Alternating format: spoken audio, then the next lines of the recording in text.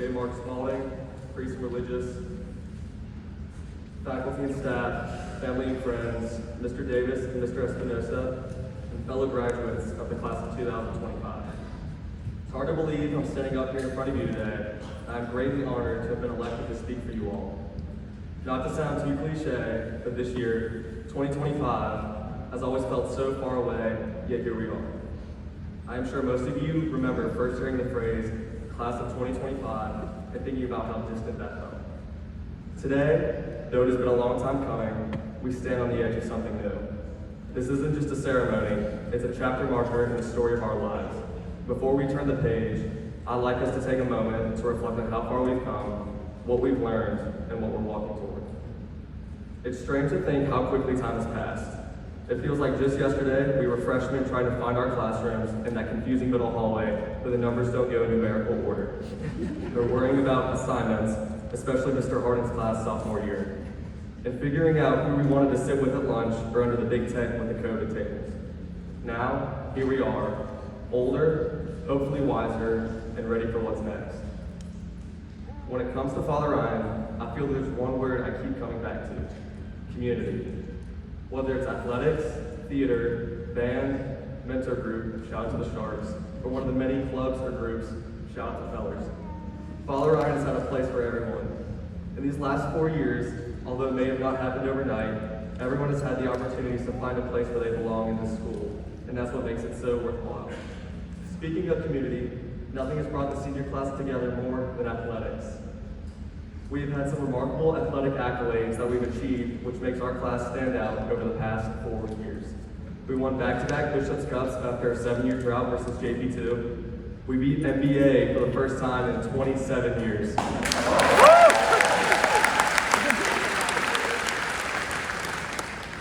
That's a night most of us will never forget. Basketball won the regional championship after back-to-back improbable wins over NBA and JP2. Are we noticing a theme here? We watched the baseball team in 2023 make it all the way to the Elite Eight, a time when our whole school packed the hill.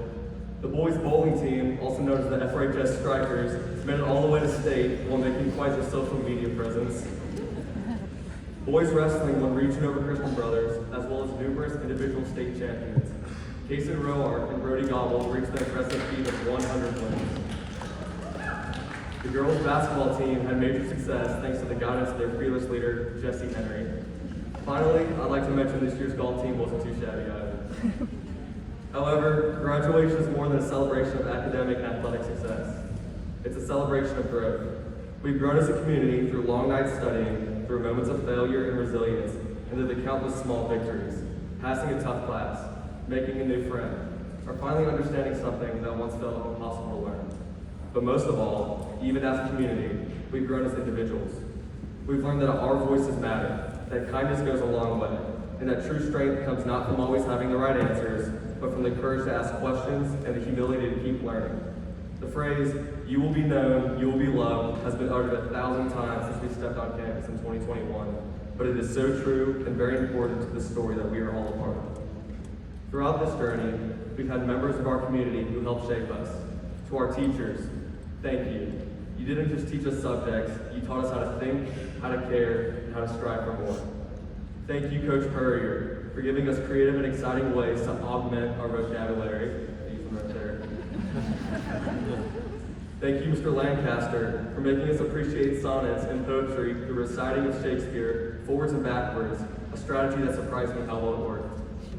Thank you, Coach Carson, for teaching arguably the most important life skills in economics class. Your funny stories, along with entertaining ways of learning about Roth IRAs and hedge funds, are going to be the reason why so many of us are financially stable years from now.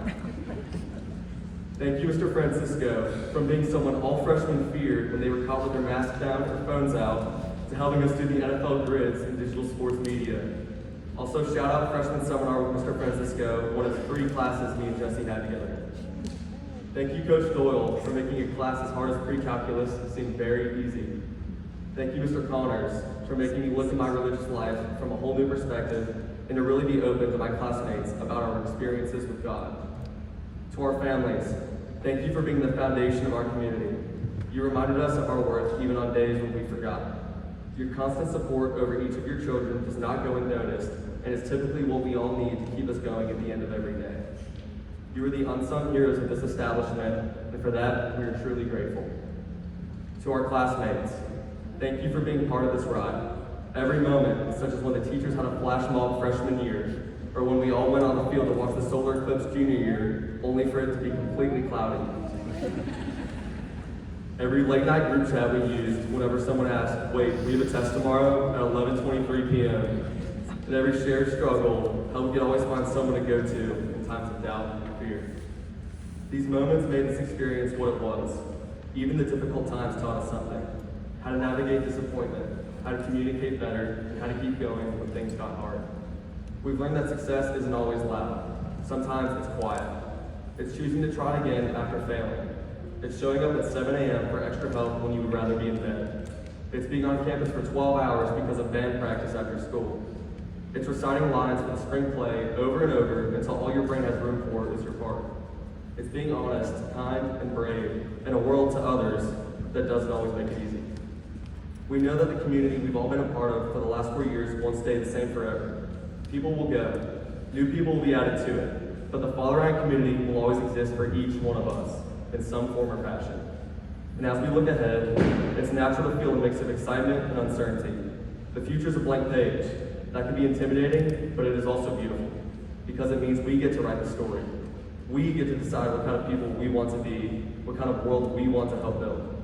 So here's my hope for us all, that we stay curious, that we don't settle for easy answers, that we embrace change, not as something to fear, but as something that pushes us to grow, that we speak up for what matters, and that we listen just as deeply. I hope we remember that success isn't measured only by titles or salaries, but by the lives we touch, the integrity we hold, and the joy we create. I hope we keep dreaming, even when the dreams feel far away, and keep trying, even when the trying gets hard. Today, we celebrate not just a finish line, but a new beginning, a new chapter. And while we may go our separate ways after this moment, we carry the same fire, the same Irish pride that got us here. We will always remain the same with our deep roots here on Norwood Drive. Congratulations, class of 2025. The future is ready for us all.